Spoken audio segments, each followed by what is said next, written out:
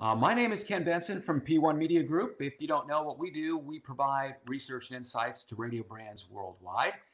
And my co-host, who's wearing the stars and stripes today in Germany, strange. Especially for you, Ken. Especially for you. That's what I dressed up for you today.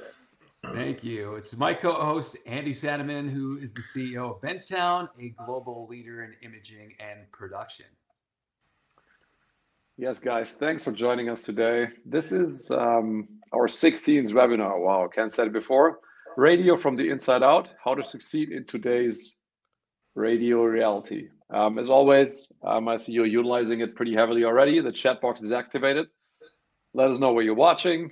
If you have questions for Ronnie, please post it. We'll keep that for later. And Ronnie's answering most of them, all of them, besides the one from Charlie. I see here, does Ronnie have pants on?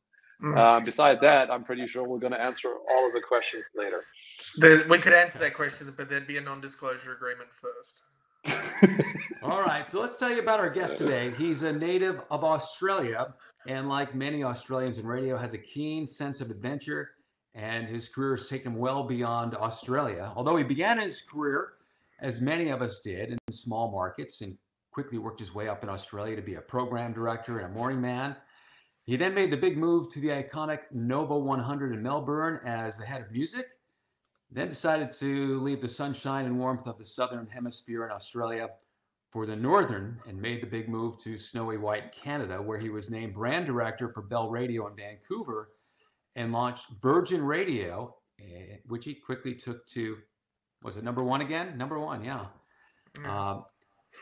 Then another major Canadian broadcaster, Chorus, quickly snatched him up to be the programmer of the legendary rock station CFOX, and shortly thereafter named him the VP of National Programming. And his spirit of adventure then took him to Alpha Media in the US as VP of Content, where he programmed multiple stations, including stations in San Jose, California, and Portland, Oregon. And then back to Australia, and now back again in Canada, the ping pong ball of radio.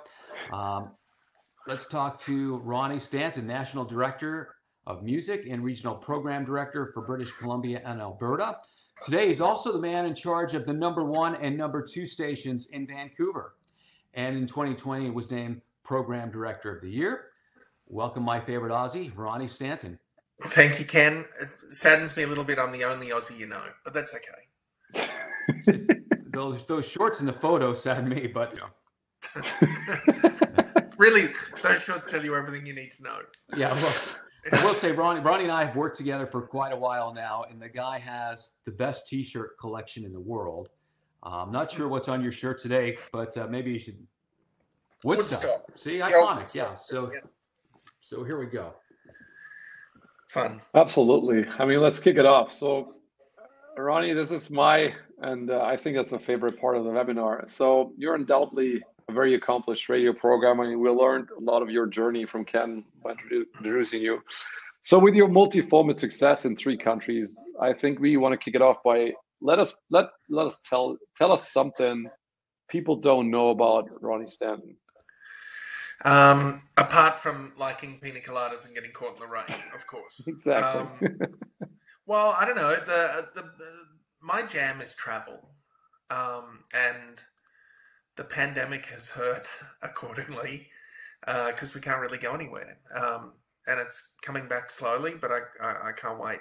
So I've seen lots of the planet, which I feel very humbled to be able to say that I've seen a lot. My favorite place is Iceland. Oh, wow. I've been there 4 times and can't wait to go back. There's me next to a very small waterfall. And it looks like a lot of snow and no coat.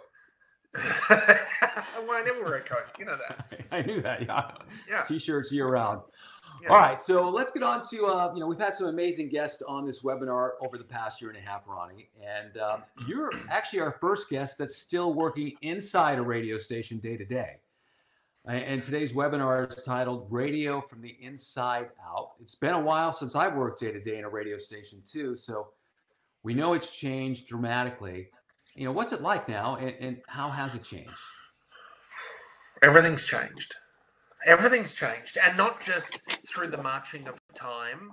not just through new ways and new competitors with the digital landscape, meaning that the enemy is your iPhone as much as it is the radio station across the road. But then COVID hit and changed everything again. It disrupted the commute.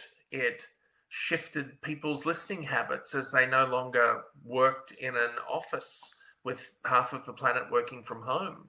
It affected morning radio tuning, where people were getting up later. So, through all of that, everything's changed. And then you look at the business realities, where often revenues are pointed in the wrong direction, which places pressure on product and the programmers. And it's a very different environment from 2 years ago and 5 and 10 and 20 years ago. And I think the only thing we can bank on is that it's going to keep changing. Right. Absolutely. Yeah, challenging times. So, Ronnie, with your multi-country and multi-format programming experience, I think it's really interesting to dive in. Like, what are the similarities and the differences you found while working like in 3 different countries and parts of the world? The similarity, I think, is that people all over the world, whether they are in North America or the Southern Hemisphere, whether they speak English or Malaysian, people want from the radio, I think, the same things. They seek information and entertainment, and they seek companionship, which I think is the thing that radio does better than any other medium. Now, the whole information and entertainment piece, that's going to be different for different brands. 2UE in Sydney or CKNW in Vancouver are going to be heavy information and lower entertainment, where Z100 New York is high entertainment and low information. But that's what we do. We do information and entertainment, and we offer companionship. And if we can put that personalized approach on it, no matter where we are in the world, it's going to lift us up. The differences, I think, there's lots of subtle differences. There's lots of nuances that make working in 3 countries really different. But I think it all comes down eventually to market size and the saturation of signals. So similar market sizes, let's not nickel and dime people. But if you look at Sydney, Australia, Toronto, Canada, San Francisco, California, they're all kind of similar populations. Sydney has like 8 FMs. Toronto has 18 FMs, and San Francisco has 68 FMs. So that's going to change things. It's going to mean that in Sydney, theoretically, there's more money being taken out of the advertising pie, which means that there's more money to pay great talent, to excite the audience with amazing promotions, to innovate, all of that stuff. Canada's somewhere in the middle. Lots of stations in a market, which keeps it competitive, and the music is more niche on each of those signals than the wider, broad formats in Oz. But there's still good revenues to be made, and there's still superstars of the medium. And then you get to a 68 FM market like Sanneannn, where the reality is lots of syndication and programmers doing multiple brands and less money coming out of the market, which leads to less innovation, sadly. I think that's the big difference. All of the other little things are kind of a trickle-on effect from that. Yeah. So in your mind, then, it's mainly about the number of sticks. And in Sydney, where there's few sticks, there's a lot more resources to do, I guess, more innovative radio and pay better talent and maintain better talent, where we get to a market, like you suggested, like San Francisco, with 68 FMs in the entire market area. Yeah. The revenues per station are way, way less. And that's interesting. It's not a criticism by any means. It's just a business reality that's the way it is. Musically, there's vast differences too, though, where in San Francisco, where there's 68 signals, each of those musical offerings is a very defined piece. often, where in Australia you'll hear on a hot AC station great breadth that we don't see in North America because there's fewer signals. Right. So the subtitle of today's webinar is How to Succeed in Today's Radio Reality. And given the economic pressure we're facing, and radio was facing economic pressure in a lot of markets even pre-COVID. Of course, it's been worse since COVID. Even with COVID and economic pressures, you've managed somehow to take two stations in Vancouver, British Columbia, to number 1 and number 2 in the market. So how did you do it? Well, I don't know. With any rating success, some of it's luck. I'm not going to claim all of it. Some of it's luck. Most of it's an amazing team, but strategy's a thing too. We saw the opportunity with the two stations in Vancouver to pivot them musically to broader positions to where they were 8 years ago. Shifted the lineup so it was more broad appeal. Added elements to really build stationality between those two brands. They felt a little bit like the same station on two signals at one point, but they're really defined offerings now.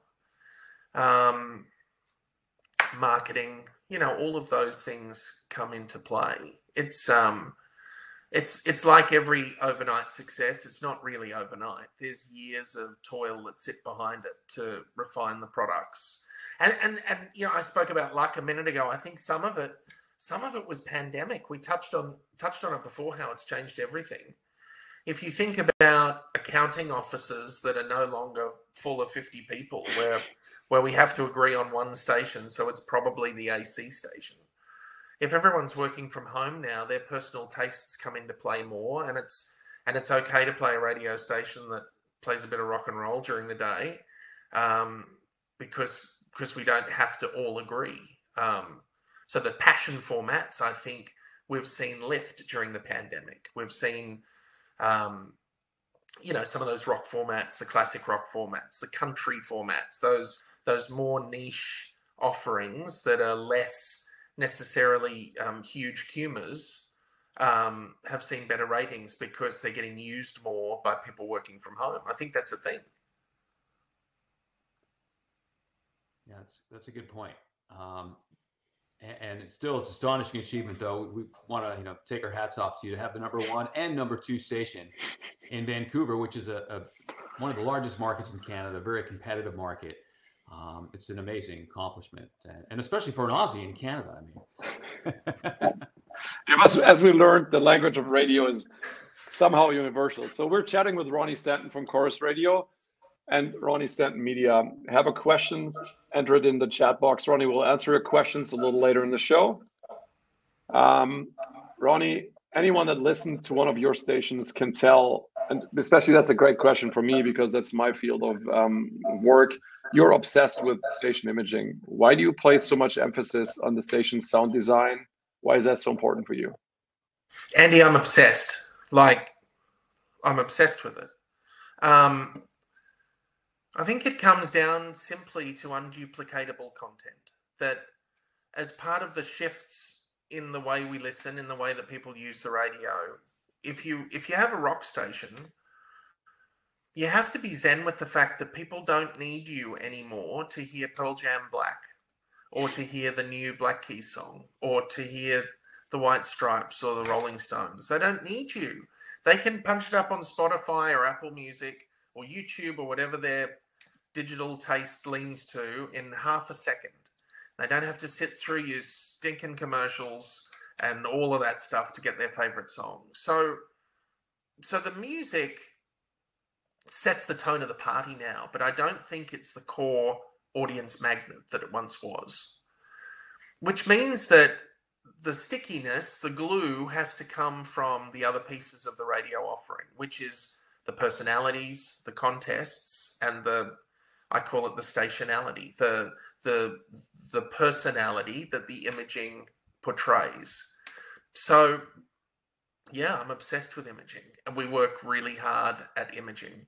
Um, I think radio's Achilles heel is context. That so often radio stations become evergreen, and their imaging is simply a vehicle to explain what music it is we play. When the imaging can actively be a force to be reckoned with. The imaging can help set the tone of the day and put the Yeah, spotlight on the fun stuff that's happening today. absolutely. It was the first day of fall yesterday in North America, and I wonder what percentage of radio stations had first day of fall sweepers on. How did they bring it to life in a fun way? I bet the percentage is low, and that's sad, because it's an opportunity for us to anchor our brands in the moment, and that's what imaging does. So, Ronnie, let me ask you this. I mean, you're working in radio today. You're responsible for 2 stations in Vancouver, plus others within the Chorus group across Canada. I've had the privilege to work with you for many years, so I know you have a tremendous capacity to get things done.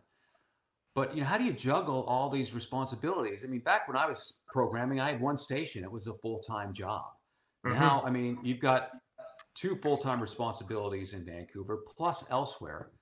Everyone, they know, I think a lot of people know that imaging is important, but can't either prioritize or find the time to be creative and put the effort into it, to what it takes to make the station great. So what advice would you share to programmers? Twofold. One, delegation. I think so many leaders feel like they have to have their hand on every stick and dial to be the leader. You don't.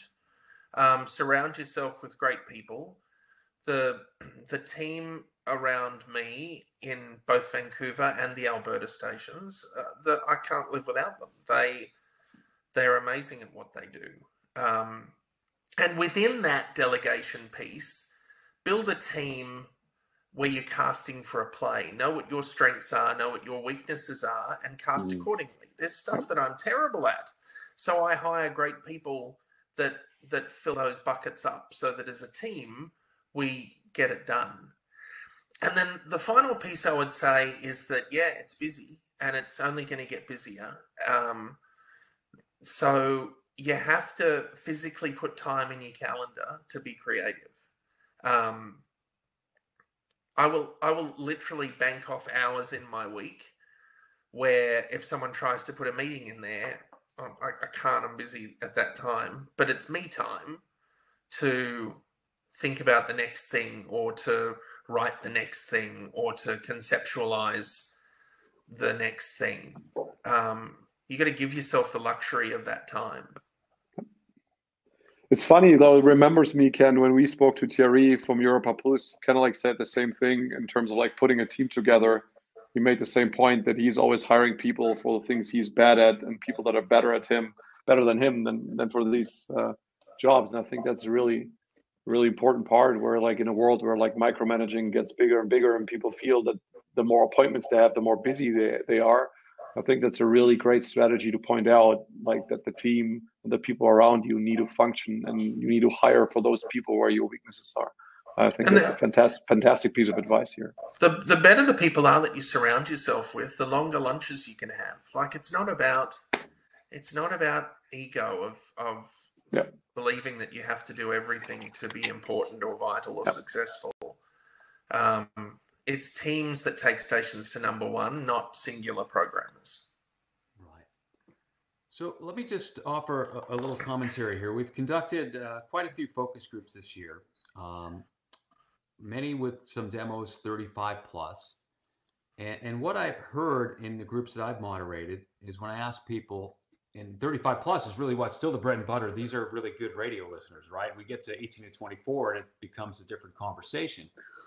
And I know this isn't true in every market, and these were American markets, but some of the themes that we heard back was that radio is not as local as it used to be because there's more syndicated talent and national contests. Radio is not as visible as it was. And I said, well, is this before COVID or after? Like, no, even before COVID, you just don't see or hear radio on the street like we used to. And then when I ask these people in the groups, is radio today better than it was 10 or 20 years ago, about the same, or is it worse? I mean, unanimously, they all say it's worse. And to me, that's frightening. And obviously, you found a way with your team to make it happen. But what I'm afraid of is not your two stations. Yeah, there's always success stories out there. Is that, we're taking the 35 plus listening for granted. And when you actually talk to these people, like, no, we're not pulling the wool over their eyes. They're actually seeing the problems that we're creating by not doing the great radio used to do. But Ken, it's a relationship. It's a relationship. The relationship that we're talking about here is between radio as a medium and the audience. And if you take something for granted or someone for granted in a relationship, it's not going to end well. It's exactly the same thing. You have to work at it. You have to continue to find ways to be relevant. You have to know what the audience is doing and thinking about and reflect that. You have to work. You can't do a music test and find 600 great songs and spin them around with 10 sweepers that say that we play Minnesota's greatest hits or whatever it is and think that we're going to be number one, because we're not. It's not enough. No, you're right. You're right. So let me ask you this, since we just touched on, some audience feedback and research we've got, given our long-term relationship with you, Ronnie, you and your company continues to invest in research and audience insights. And why? When so many others, think that's something that can be easily cut from the budget in tough times, you guys continue to be there and invest. Yeah, I think for Chorus with the pandemic, and it hurt everyone.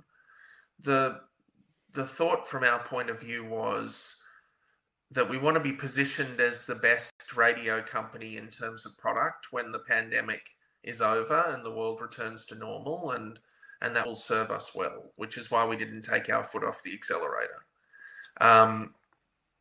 There's a great aviation term, phrase that I really like, that I think speaks to research.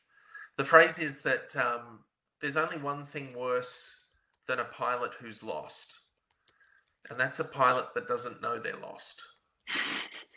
I think it's exactly the same thing.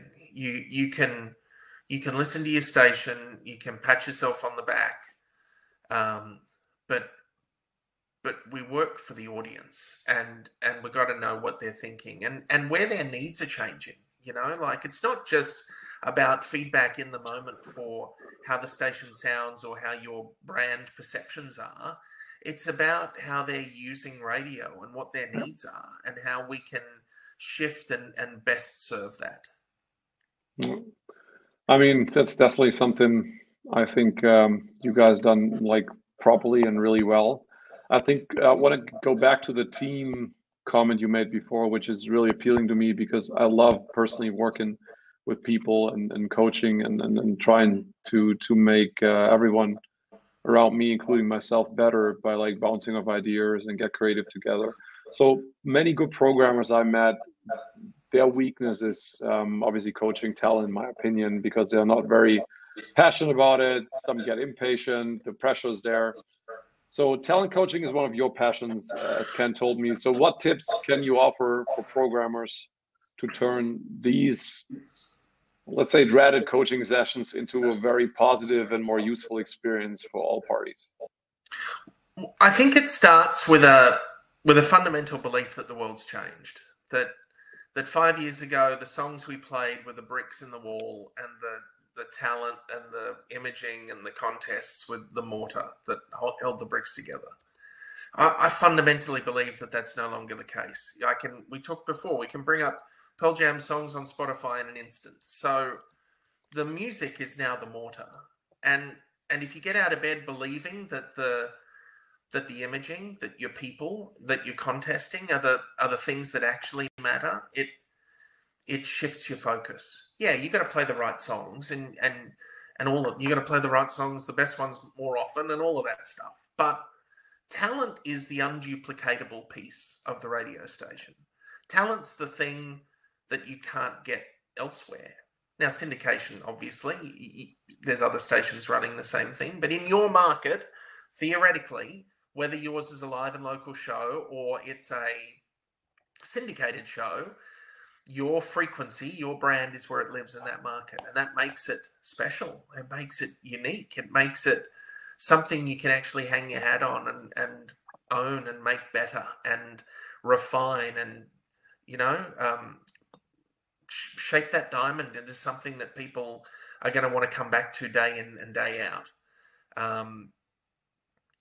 So getting out of bed with that mindset, that talent is a vital piece, is the start. Once you've got that, you've got to build a relationship of trust with your people, that you don't have all the answers, you don't have the best ideas, you don't I don't know everything.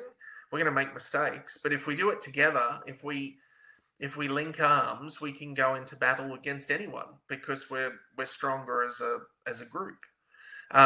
So it's building trust, it's having courage. Yeah. And the courage piece goes both ways in that, that when you need to sharpen the pencil, when you need to say, hey, that bit wasn't great because of this, that it's going to be well received, that there's going to be learning moments, and that we can make people the best they can be. It also comes from having a clear vision, though, too. Like I often speak to talent who work at radio stations and don't really know who the target is and don't really know what their job is each day. They just kind of walk in and speak 3 times an hour and hope it's what they want. So providing information is a big part of it, right? Providing vital information. Yeah. All of those things, I think, make that relationship stronger and better. So, Ronnie, I know you created an acronym for morning shows, and it probably is relevant for all the talent that you work with, no matter the station, called ABCD. Yes. So what does it stand for, and why is it important? Well, I couldn't think of anything for E, so I stopped. The A stands for authenticity, your favorite word, Andy. And it's kind of an overused word now, which I know is why you go, oh. But it's about, I think, being true to character. It's about within the group dynamic being yourself. It's about being as close to the person that is at home with family or roommates or spouse or whatever versus this radio persona you've created, because you can't bullshit the audience forever. You got to be yourself. So that authenticity is a really key piece. That the show dynamics have clear personalities on them, and that those personalities are reliable and consistent, and all of those things. The second thing, B, stands for brilliance in the moment, which is kind of a learning from PPM, but it works in all markets of radio because it's about striving to be the best you can in any given second of the show. It's about the way the show's packaged. It's about pressing the right buttons and not talking over each other. If you imagine, it's the fancy box that we put the product in and the ribbon that goes on the box. It's a really important thing, and it gets forgotten sometimes. The C's the big one. We talked about the obsession of imaging before. I could get a tattoo with the word context because I can't get enough. I believe that content is the enemy now. That content is stuff that is just fluff and filler, where context is it's the stuff that your talent's doing, that your imaging's doing. It's the stuff that marries the radio station to the moment specifically, or the market. You talked about localism before, Ken, or both. When it's firing on all 8 cylinders, context is a marriage to both of those things. Context is the spotlight that you get to put on the day, because as much as we talk about unduplicatable content, today is unlike any other day. It's different to tomorrow, and it's different to 2 weeks from now. And if radio can shine a light on that and bring that to life and make it unique, then the show is going to be more powerful and the station's going to be more powerful. If you can pick up the break you just did and drop it in Kazakhstan in April next year, then we have a problem because it's generic, and we can do better. So that's my thing about context, which I bang on about constantly. And then the D is digital. The speakers are no longer enough, and for great shows, the relationship with the audience has to extend past both A, the speakers, and B, the time frame of their show. If you're on 6 to 10, great. That doesn't mean that you're dead from 10 till 6. You have to do things. You have to connect with the audience. And I think digital offerings allow shows and stations to be 360-degree brand experiences where there's personal touches and little videos and shared experiences. We're watching the Super Bowl just like you are, or we're watching the first episode of Yellowstone season 4 just like you are. Whatever. Like it's about connecting and nurturing that relationship with the audience. Great. We're speaking with Ronnie Stanton from Chorus Radio in Canada. He's going to take your questions in just a moment. So if you have something for Ronnie, please put it in the chat box. So Ronnie, before we get to the audience today, we have one more question for you. What does radio need to do to continue to flourish now and into the future? Easy question. Like, you mean like this is a futuristic radio, by the way, that we... Yep. Suzanne pulled that up. Hearing aid. Beautiful, beautiful futuristic radio. Yeah, so. soon for sale in the Benztown merch store. So what does radio have to do to remain relevant? You mean apart from change everything? Sure. Yeah. Oh, that answers the question perfect. Let's move over to I think that we have to start working for the audience, but getting paid by the radio companies that we work for. Yeah, we all like being paid, but we've got to work for the audience. We've got to be relevant, and that focus on relevancy changes everything. It forces context to the top of your to-do list every day. The things that used to be 1%ers, that if we have time to do that, we should do that because that'd be kind of cool, should be the reason we get out of bed. Driving that marriage of the moment to the radio, I think, is the only way forward. And that's not a competitive secret. I think it helps all of us if everyone's doing it, because it makes the medium more sticky and more important, and it gives us longer legs.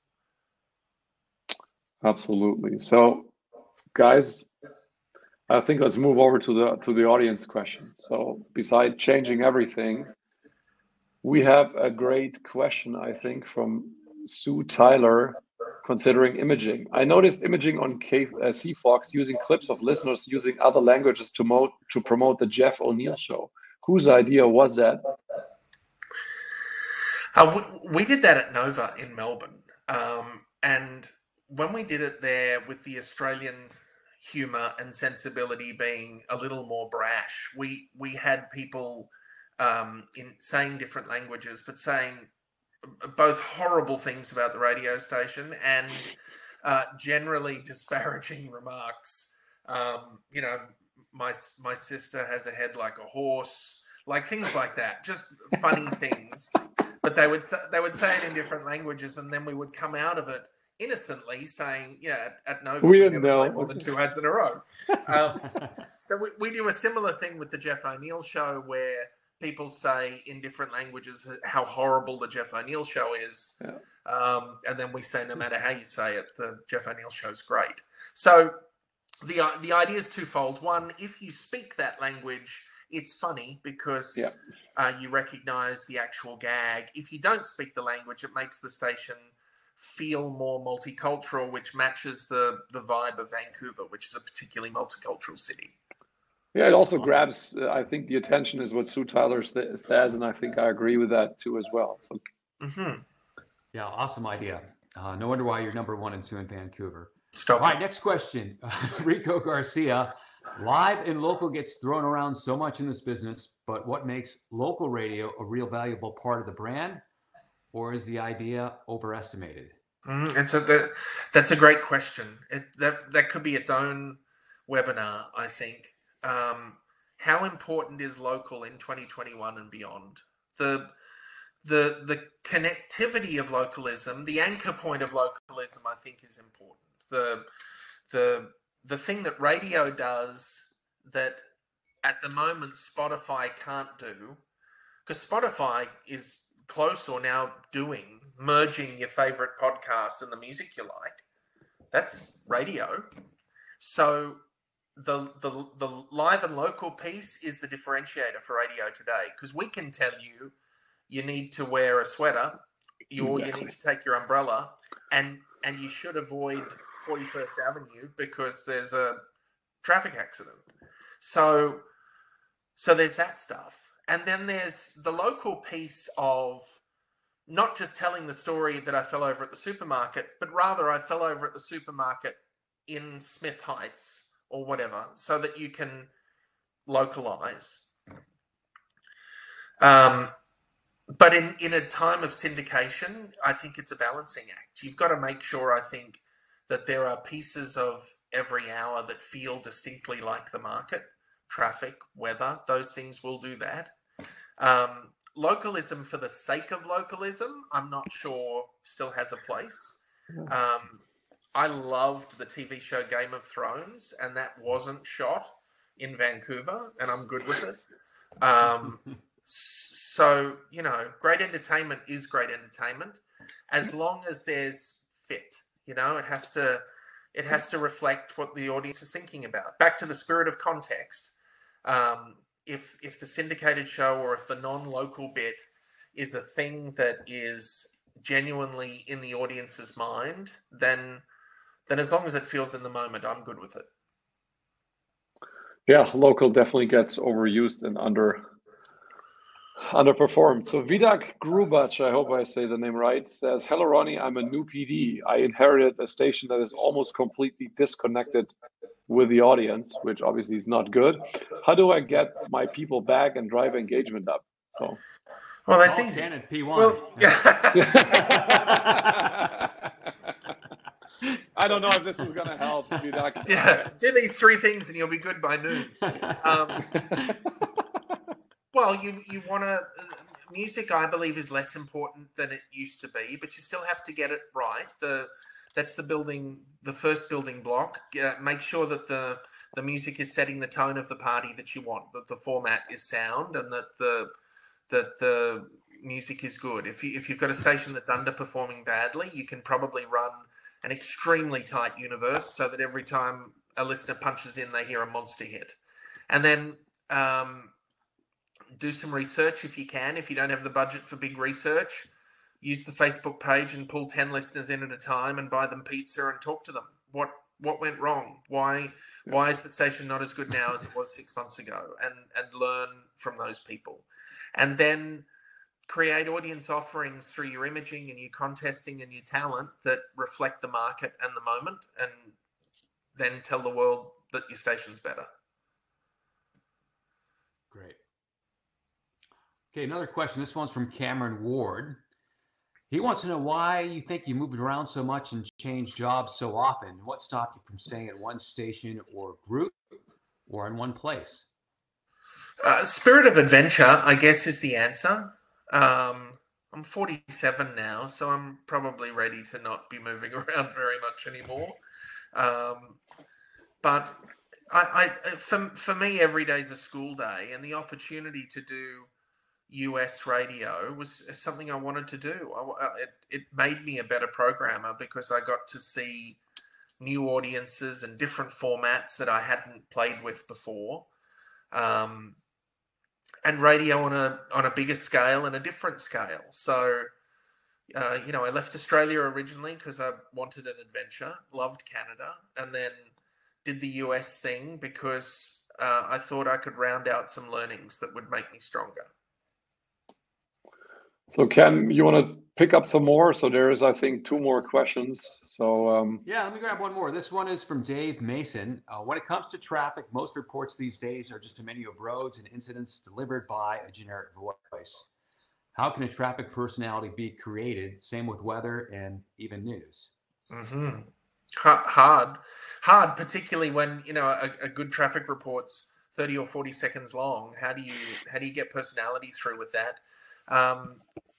I don't know. I think authenticity comes to the fore here a little bit. That it's the opportunity of the traffic reporter / personality to share some of themselves, whether it's isms, calling things different things. If you always call using the word fender bender every time you do a traffic report or something, you become famous for it. Or having little silly lines that are going to connect. Hard because you only have 40 seconds to do it, presumably. News, potentially even harder, because getting fun things away that are going to make you sticky to the audience is hard when you're talking about shootings or something horrible. So I think some of it is probably just longevity. The longer you do it, the more the audience gets to know the voice and trust you. But try to work some of you in there without forcing it. I guess is the answer.